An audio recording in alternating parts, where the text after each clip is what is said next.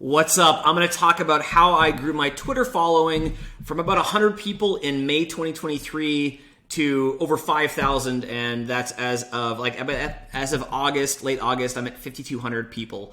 So we're going to talk about the 8 tweets that grew this, and also as a result as well, landing clients that do about $1 million a month or more in revenue.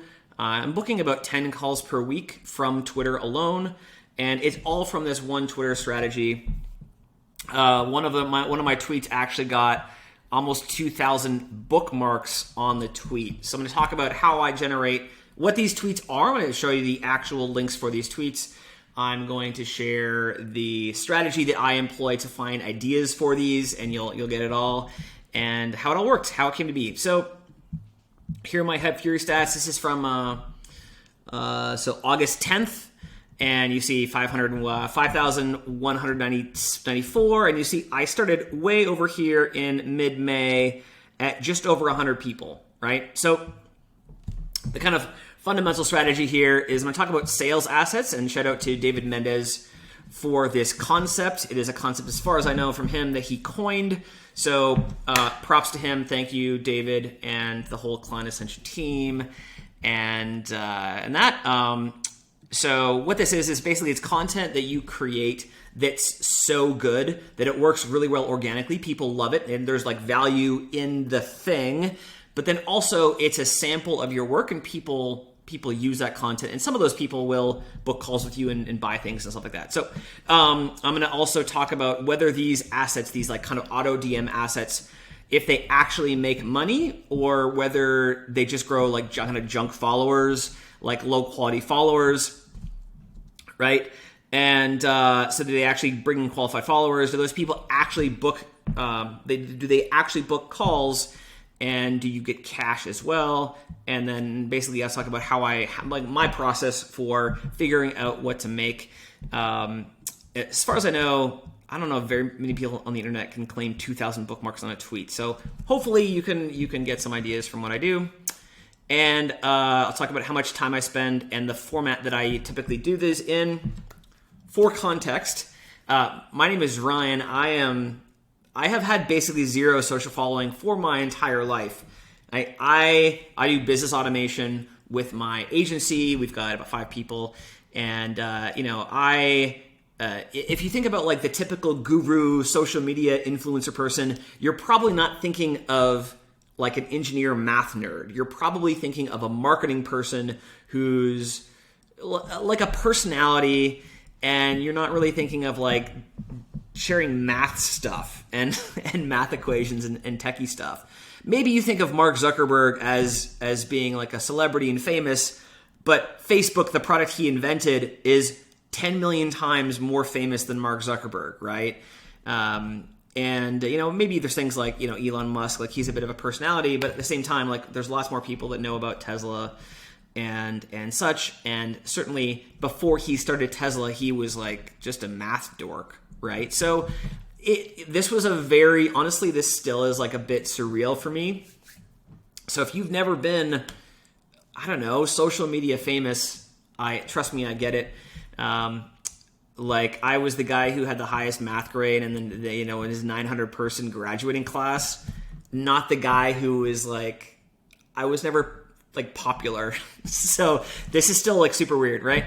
I've never really had an audience. I thought in May, if you would have asked me in May of 2023, if you would have asked me like, how long do you think it's going to take to get like a decent following on Twitter? I think my goal at the time was like, maybe by the end of the year, I'll get like 1,000 followers. That to me was this insane number. Anyways, so I've actually grown about 2,000 followers from a single tweet. I know, to me it seems bizarre. Whatever. If you want to see my Hype Fury stats, they are publicly available here. So you could just click on this link, and you can go to Hype Fury. They should be these stats here should be publicly available. I can see like, okay, so now I'm recording this in late August, and I can see like the data for 90 days. You can see like these are my real stats. All right, so if you want to check out my stats, you can prove it to yourself. So let's talk about this. You've probably all seen these tweets on Twitter where someone says, hey, I made this thing, I made this Notion doc, I made this Loom video, I made this asset that does these things, it has these benefits. If you want it, comment like send or get or 7 or 3 or something, and I'll send you the thing, right? So one of the kind of main questions you're probably asking yourself is, do these assets actually bring a bunch of junk followers? Or are the people that engage with these and actually start to follow you, are they highly qualified leads? So my latest sales asset was a tool that I developed that it's an automation. I will link to the YouTube video explaining it. Oh, I turn off my phone here. Toss that over there. So it is a automation that gets new Twitter followers every single day, puts those in Airtable, and I scrape the bio, the location, if they have like a default profile picture or not, things like that. And so I auto qualify or disqualify leads in my Twitter followers based on that. So for my own agency, we tend to target North America, Western Europe, and what we call like tier 1 Asian countries. So like Dubai and Singapore and things like that. They need to have like certain keywords in the bio. So like, you know, I score a lead higher if they have things like founder, agency, B2B, whatever. I eliminate people that have like OnlyFans and stuff like that. And they need to have a non-default profile picture. Pretty simple. So what I started tracking, and this is just a few days ago, actually, maybe a few weeks ago. But if I look at the most recent 150 followers that I've grown, all of which has come from this strategy, and I look at the percentages, so 32 of those 150 had a default profile picture. So 32 out of 150, 20% were like unqualified in that regard. And so only 32 were unqualified. So 32 didn't use a profile picture, or were in a location that I wanted to disqualify, or used bio keywords like OnlyFans that I wanted to disqualify. So like only 20% were what I would call like junk followers in the sense. The rest of them were highly qualified people. So of these, I would even, so 61 were like even more qualified. So they look kind of like this. They were people that I want to target. So that's the answer for me, right? And so you'll ask yourself, well, okay, great, they're qualified, but do they actually book calls?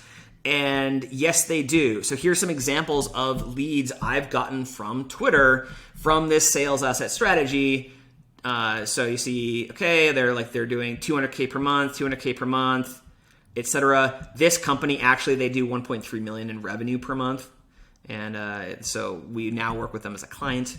And so cool. Okay, so what else, right? So they're highly qualified followers. They book calls with you. Do they actually like buy things, right? So the other interesting benefit, and shout out to Daniel Fazio at Client Ascension for this insight, is that I posted one of these automations, like a sample automation, and said, hey, I made this thing, like it's an Upwork lead gen system. And I hopped on a call with him to talk about I asked another question, and he said, no, you need to offer this as an actual service. Like you need to charge people for this. So I started doing that, and people book a lot of calls. So this is, you can see like from the 2nd of August, the 9th of August, that's like, 15-ish calls here. And so this is working actually really well as a sales tool as well to find new offers that I wouldn't have otherwise found. So I've also done subsequent sales assets around the same theme, and one of which actually led to a guy signing up without actually booking a call at all. So he just said, like, great, you can see, great. Can you send me the document? Like the auto DM isn't working. Here you go. And then you can see later, the same guy was like, great, I'm in. Here's the Stripe screenshot. So this strategy has allowed me personally to find new offers and kind of find product market fit. So here's how I personally do this, right? There's other strategies online. People do like Loom videos or like Loom videos, or they'll do like a Notion doc, or they'll copy and they'll do like, hey, here's 17,000 ChatGPT tools or something like that. Here's how I personally do it. Here's how I find ideas for what to build next. The first thing I observe somebody expressing a problem or asking a question. It's very important. This has to be something they actually vocalize. They say, I am struggling with this, or I have a question about how do you do this, right?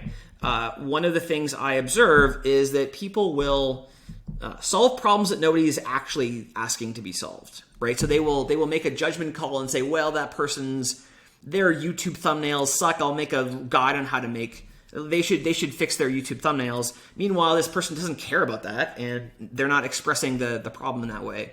So for me, this has to be an actual question they vocalize. I copy down the words they use, and I use those words in the copy. Right? I get zero ideas from my competition. I couldn't care less about my competition. I don't pay attention to what they're doing. I just focus on solving people's problems. That's literally it.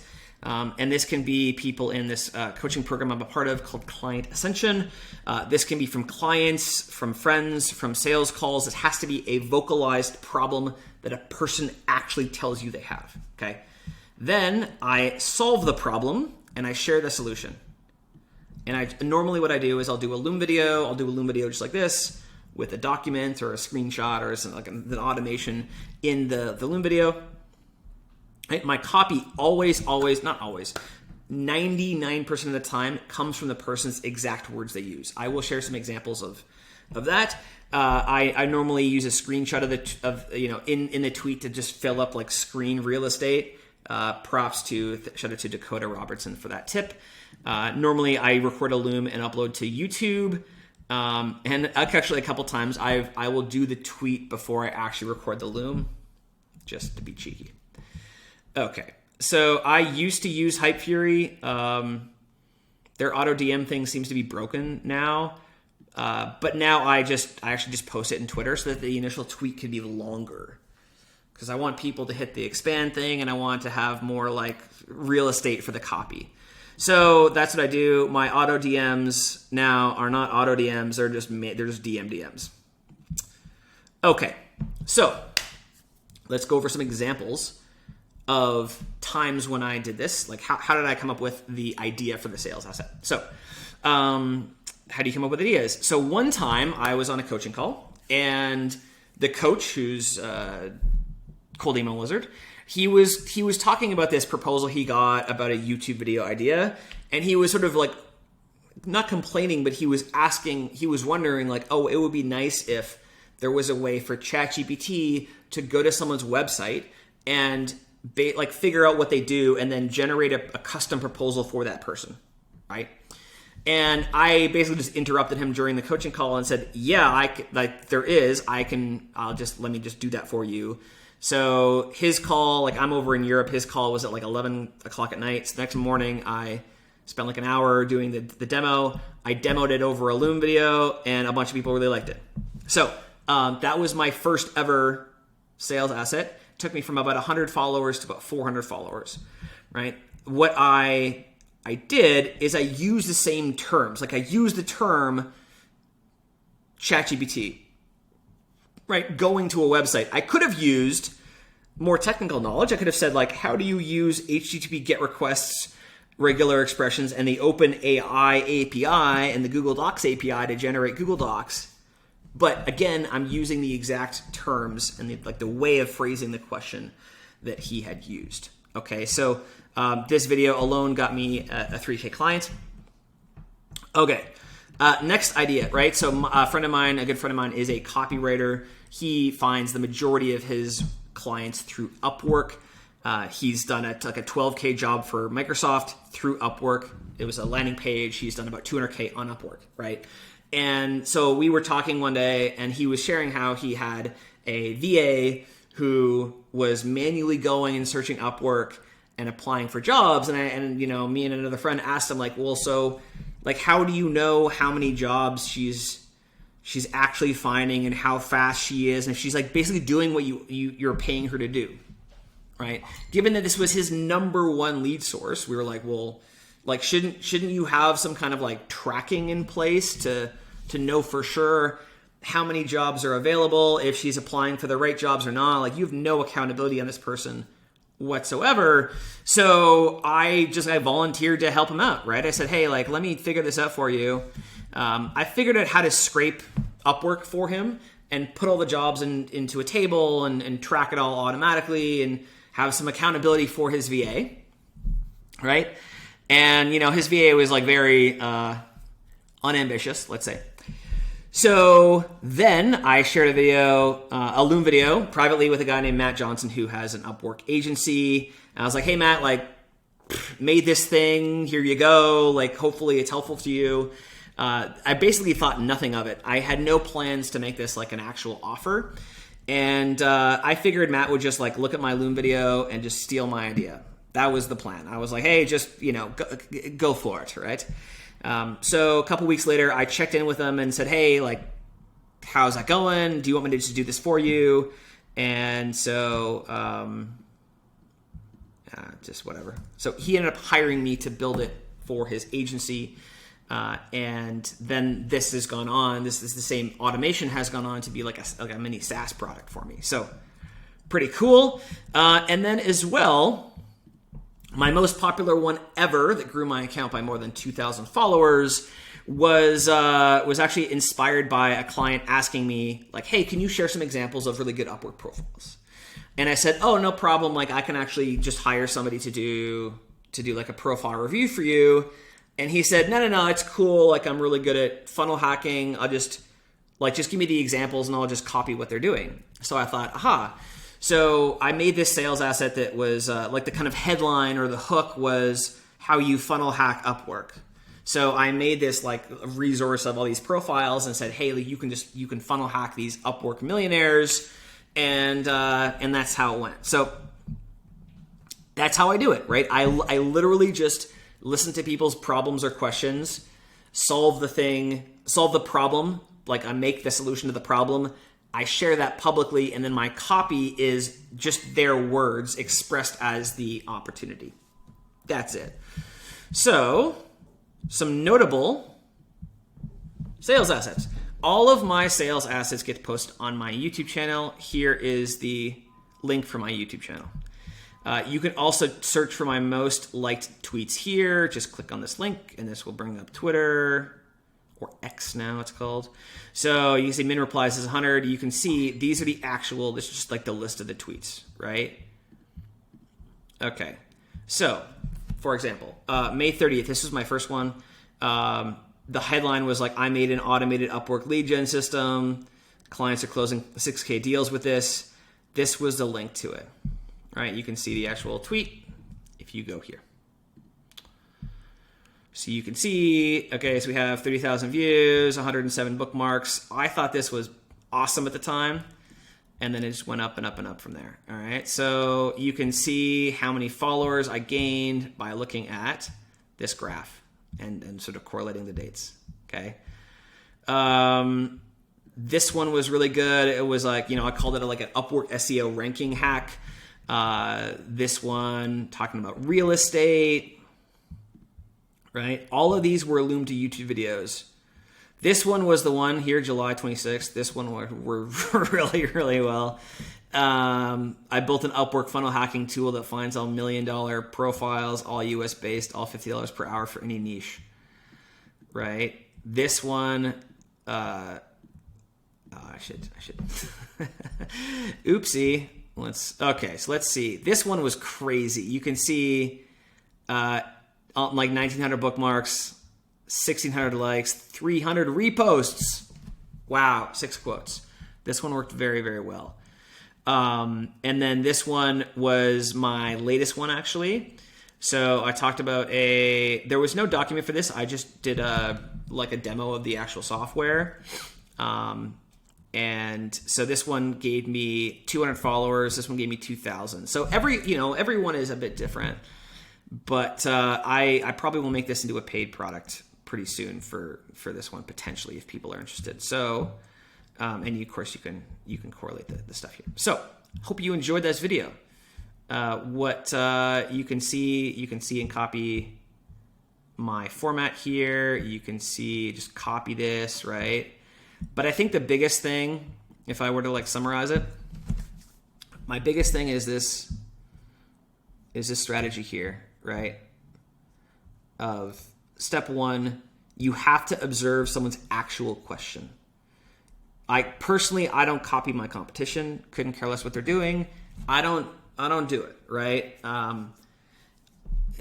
What I do purely is I listen to people's problems, and then I solve that problem publicly, and then I use their expression of the problem to then use the copy for the solution. So someone says, how do I use ChatGPT to make a custom proposal? I'm like, oh, here's how to use ChatGPT to generate custom proposals. Like that, it's like literally, that's it. So enjoy. And I am, disclaimer, I'm not a Twitter guru. Just like, don't follow me. Follow me for automation, not Twitter stuff. Hopefully this is helpful to you. And that's it. Happy days.